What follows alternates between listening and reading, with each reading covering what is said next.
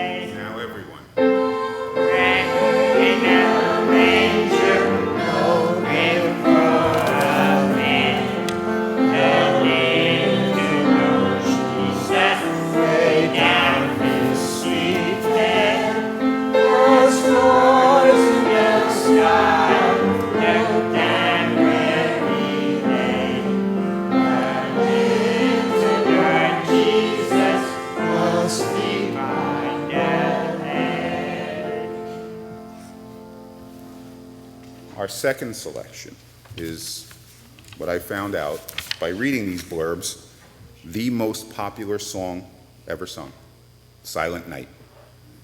It's an amazing, amazing story. I'm going to go a little longer on this one because it's a remarkable story. There's a small church in Austria in 1817 that their organ broke Christmas Eve, and the assistant priest was in a panic. So he had written a poem earlier in his life, a few years earlier, that he'd hidden away. It was about a fond memory of his grandmother. So he wrote this poem, and he found it and goes, let me see if we can do something with this. They didn't have an organ at all. He had a guitar. He ran to the music director, whose name was Franz Gruber. Ran to him, ran to his house. Gruber was, why are you here? It's Christmas Eve. You're supposed to be in church. I need your help. Please write me this song. So Gruber ended up putting music to the poem. They wrote it, they brought it to church just before Christmas Eve, and they sang it. And it has become an iconic, iconic song. Silent Night.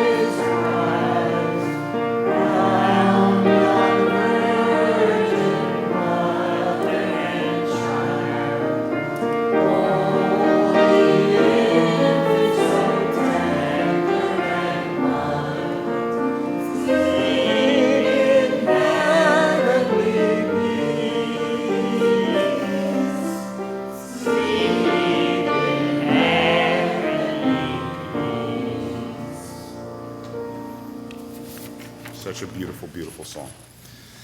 Now our last song, you guys might have heard. It's actually a really cool story. Yeah, do you guys have any idea what we're going to sing next? Anyway, this is a really cool story too. There's a man named Bob May in 1938. It was the end of the Great Depression. He was a poor guy. He was basically destitute. He lived in a slum in Chicago, but not for lack of trying. He worked for Montgomery Ward as an advertising copywriter, but his wife had cancer, and you know what happens. Even in 1938, you know how it goes. She was dying. They had no money. He had no money for gifts. So he wrote, or told a story to his daughter and wrote it down. That story ended up being Rudolph. She was overjoyed. He made it into a book. She was over the moon. She loved it so much. People at his work had heard that he had written this story. He went to a Christmas party the next day, and they asked to hear it. So he read it to them. The man who ran Montgomery Ward at the time was overwhelmed by the story, offered to buy it from him, gave him money for it. Montgomery Ward took it. He got out of a little bit of debt. His wife ended up passing, but they had money. It's a great story. I'm sorry, I get a little choked up with this one. Montgomery Ward sold 6 million books with this purchase. Now, at that time, that's a huge amount of books in 1938. It's gigantic.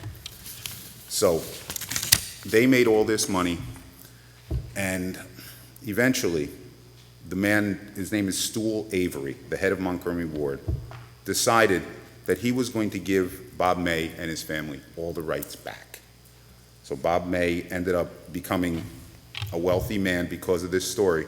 And then it gets better. Bob May's brother-in-law, Johnny Marks, decided to adapt the story into a song, which Gene Autry sang. And you guys know everything that's happened since then. So our last song is one of the great ones.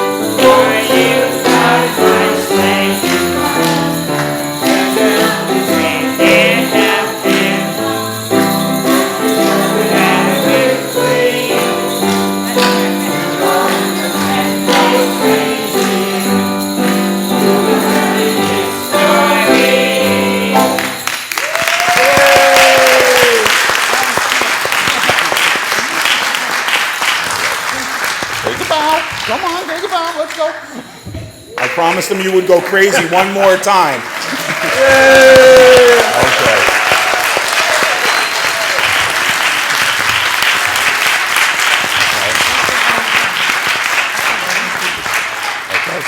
up. One more. Ready? We wish you a Merry Christmas. We wish you a Merry Christmas. We wish you a Merry Christmas and a Happy New Year. We wish you a Merry Christmas. We wish you a Merry Christmas. We wish you a Merry Christmas and a Happy New Year. All right.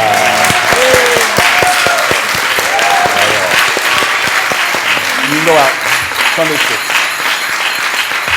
Go ahead, Al.